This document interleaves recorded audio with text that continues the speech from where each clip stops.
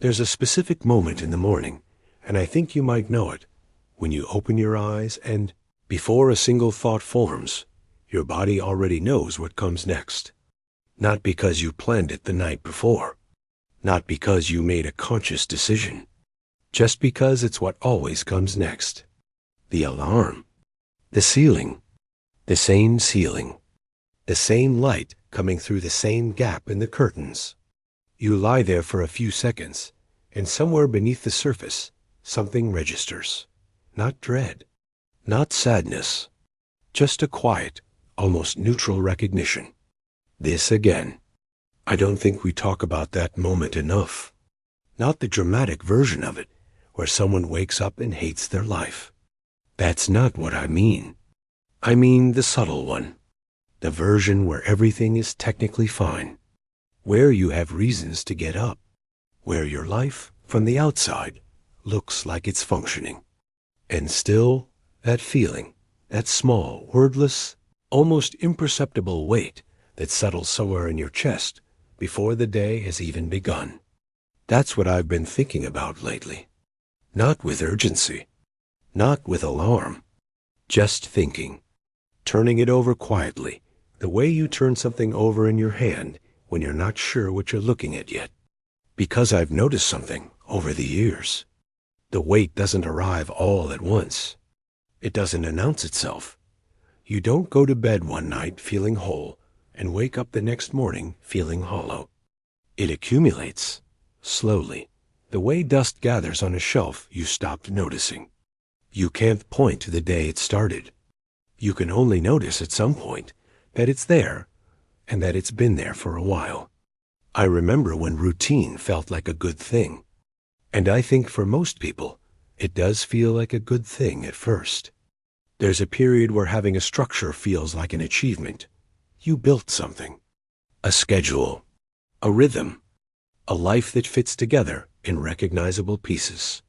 You know where you're supposed to be and when.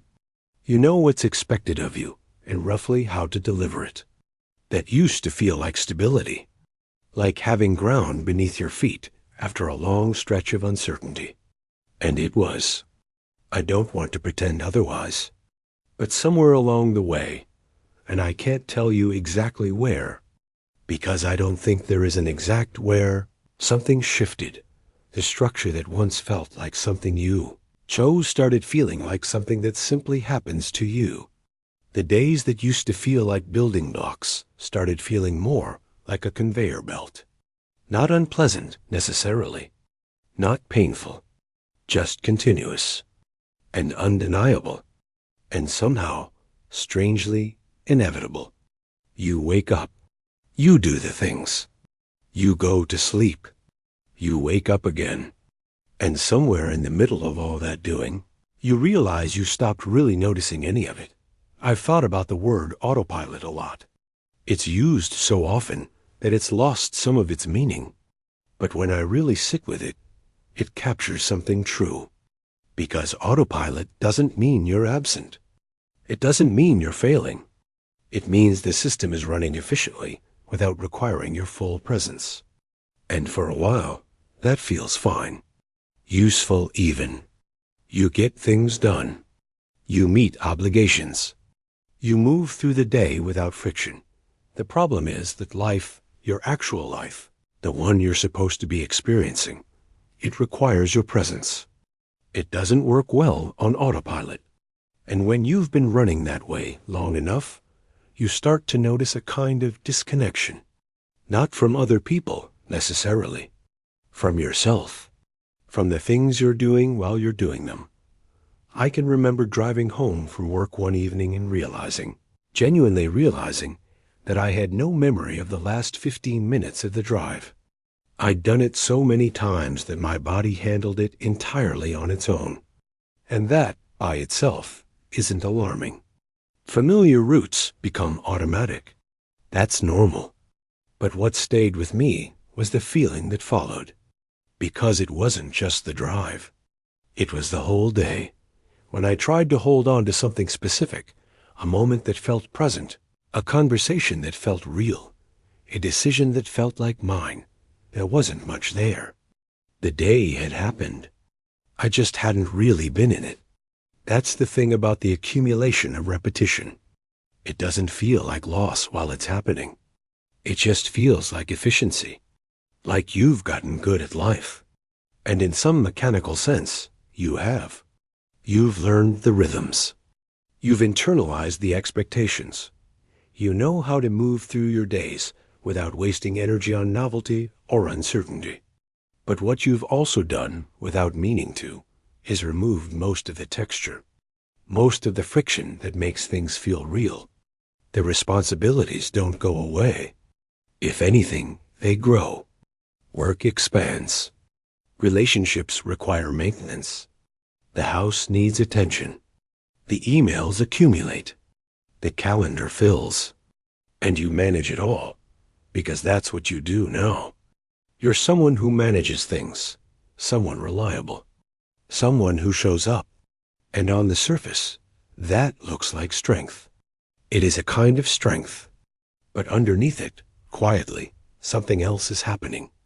There's a particular kind of tiredness that doesn't come from doing too much.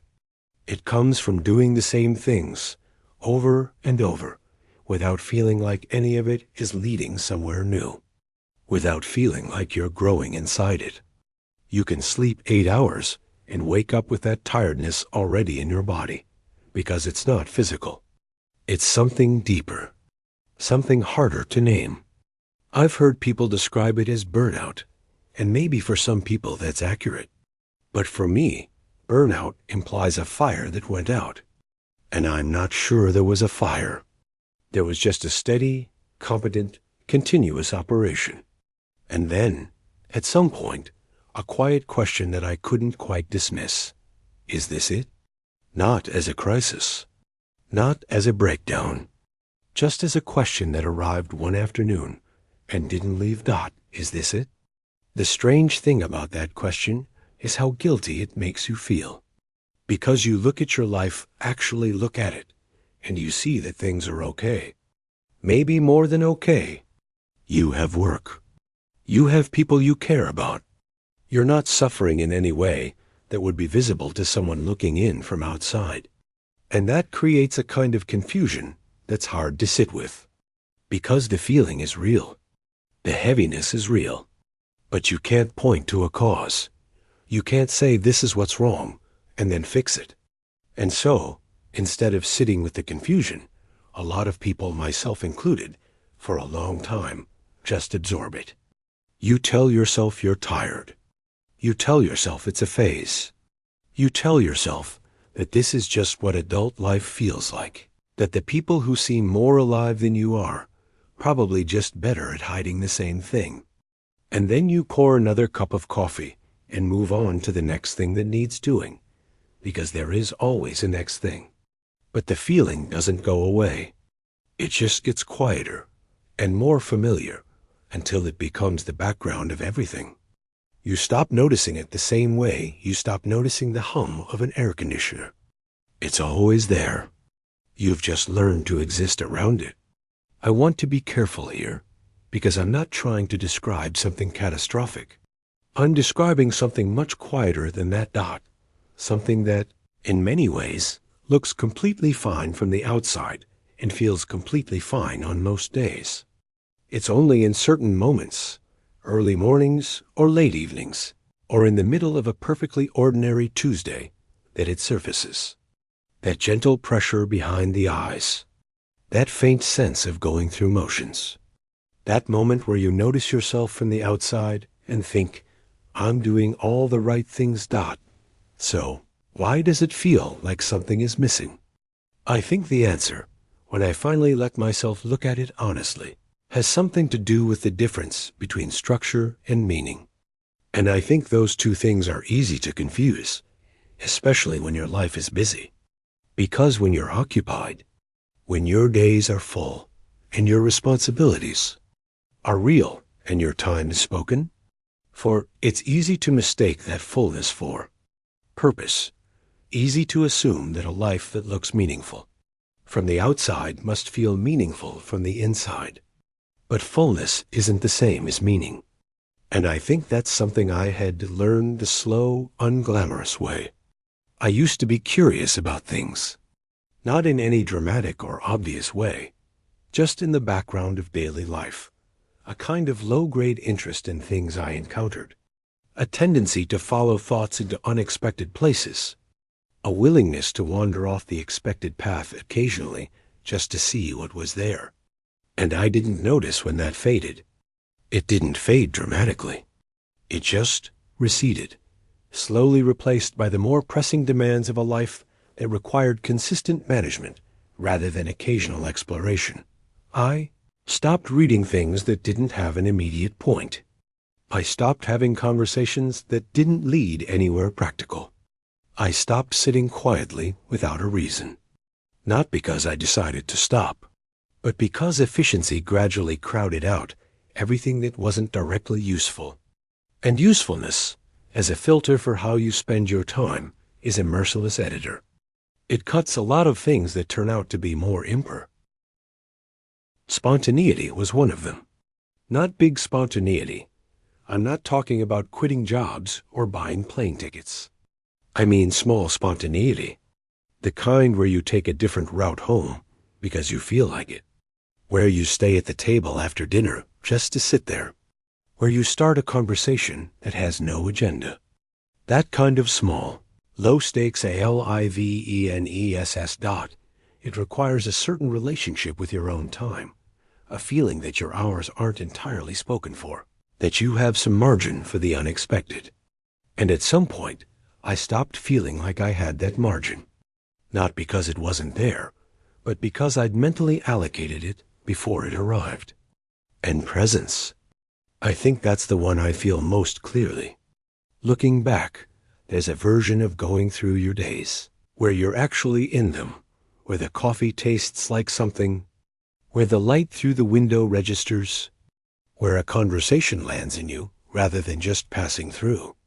And then there's the other version, the one where you're technically there, physically present, completing the tasks, saying the right things, but experiencing it all at a slight remove. Like watching your own life through a window dot, like being a very competent extra in a movie you thought you were supposed to be starring in. I've spent more time in that second version than I'd like to admit. And the hard part, the part that took me a long time to see clearly, is that nothing external caused it. No event, no loss, no failure. It was just the natural result of a long period of living, primarily on the surface of things, managing, maintaining, operating, without ever pausing long enough to ask whether the things I was managing and maintaining and operating were still connected to anything that actually mattered to me. That's the question underneath the heaviness, I think. Not whether your life is good, it might be perfectly good, but whether you're still inside it, whether the person doing all those daily, responsible, functional things still recognizes himself in them, whether there's a thread running through the routine that connects it to something real, or whether the routine has become its own reason for existing, whether you're building towards something in any quiet and unspectacular way, or whether you've simply settled into the grooves and allowed the grooves to carry you forward indefinitely. I'm not saying the grooves are wrong. They're not. Some consistency is necessary. Some predictability is actually good for a person. The problem isn't the routine. I want to be clear about that, because I don't think routine is the enemy here. The problem is what happens inside the routine over time, or more precisely, what stops happening. The problem is when routine hardens from a container into a cage, when it stops being the structure that holds your life and starts being the life itself, when you can't remember what you were doing before the structure showed up, or why it was important, or who you were in relation to it. That's the disconnection I'm talking about. Not from the world, necessarily. From meaning. From the quiet sense that what you're doing connects to something you actually care about, something that still feels like yours. I think I had a version of this realization on an unremarkable evening. I was doing something I do every week, something routine, practical, fine. And I noticed, in the middle of it, that I wasn't anywhere near it emotionally. My hands were doing the thing. My mind was somewhere vague and general. And I had this clear, calm thought. I can't remember the last time I felt interested in something. Not excited. I wasn't looking for excitement. Just interested. Just genuinely engaged with what was in front of me, rather than processing it from a distance. And I sat with that for a while. I didn't try to solve it. I didn't make a plan. I just let the observation exist without immediately burying it under the next task. That was different for me, because I think I'd been having versions of that thought for years without letting myself actually hear it. There's a skill, if you can call it that, in knowing how to deflect your own discomfort before it becomes inconvenient. You get quite good at it with practice. A passing feeling of emptiness becomes an early night. A quiet sadness becomes a few hours of watching something that doesn't require anything from you. A half-formed question about the direction of your life becomes a to-do list that urgently needs writing. I'm not judging that. I've done all of it. I still do some of it. But I've started to notice the mechanism more clearly. The way I redirect myself away from the harder questions. And noticing it, even without doing anything about it, has changed something. Not dramatically, just slightly. The way adjusting the angle of a lens slightly changes what comes into focus. I think awareness is often described as a beginning, and that phrasing used to sound too simple to mean much. Begin what? Exactly. But I've come to understand it differently. Awareness isn't the beginning of fixing something. It's the beginning of being honest about what's there, and that honesty, the kind where you stop explaining away the feeling and just allow it to be accurate, that's not a small thing. It's actually quite rare. Most of us spend enormous energy making sure our internal experience aligns with the story we've been telling about our lives. When the two stop matching, the instinct is usually to adjust the internal experience rather than question the story. But when you stop doing that, even briefly, something interesting happens. The weight doesn't disappear, but it starts to feel less like a problem and more like information. Like something your deeper self has been trying to communicate across a very long distance, through the noise of daily life, with whatever signal it could manage. And the signal isn't dramatic. It's not a crisis. It's just a quiet, persistent, honest message that says, something has gone missing. Not from your life, necessarily, but from your relationship to it. That's something that used to make the ordinary feel like it was worth being present for. Something that connected the doing to the being. And whatever that something is, I don't think it's the same for everyone. It's worth paying attention to. Not fixing immediately. Not solving. Just acknowledging. Because I think the heaviness comes, at least in part, from carrying something without naming it. From feeling the weight without admitting you're feeling it. From performing fineness for so long that even you start to believe the performance. And when you stop performing, just for a moment, when you let yourself sit in the actual experience of your actual life, it's often quieter than you expected. Not worse. Just more honest. I find myself, these days, moving through certain moments a little more slowly. Not in a deliberate, effortful way. Just less automatically. Noticing the coffee before drinking it. Letting a conversation finish before thinking about the next thing I need to do. Staying outside a few minutes longer than necessary. Not because I've convinced myself it's important, but because something in me seems to want to. These are small things. They don't resolve anything. They're not answers. But there's something in the quality of a day where you've been slightly more present than you were the day before. Something that's hard to name, but is clearly different. A faint sense of having been inside your own life rather than adjacent to it. And I don't know exactly what to do with that. I'm still figuring it out. I think that's where I am, honestly. Not on the other side of anything. Not past the heaviness, not transformed by some shift in perspective. Still here, still in the routine, still waking up to the same ceiling, the same light through the same gap in the curtains. But maybe, and I hold this loosely, maybe paying attention to the weight is its own kind of beginning. Not the beginning of something dramatic, just the beginning of being more honest with yourself, about yourself, without immediately needing to do something with that honesty. And if you've been feeling something, like what I've been describing, that quiet, persistent, hard to explain weight, I'm not going to tell you what it means or what to do about it. I don't think that's mine to say. I just think it's worth sitting with for a while. Worth not immediately replacing with a distraction or an explanation. Because whatever it is, it's yours. And it's real. And it's probably been waiting for you to notice it for longer than you realize. And maybe that's enough for now. Not a solution. Not a plan.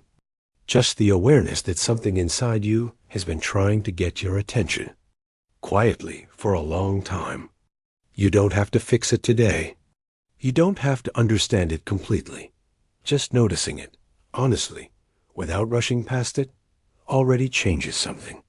Because the moment you stop ignoring the weight, it stops being just weight.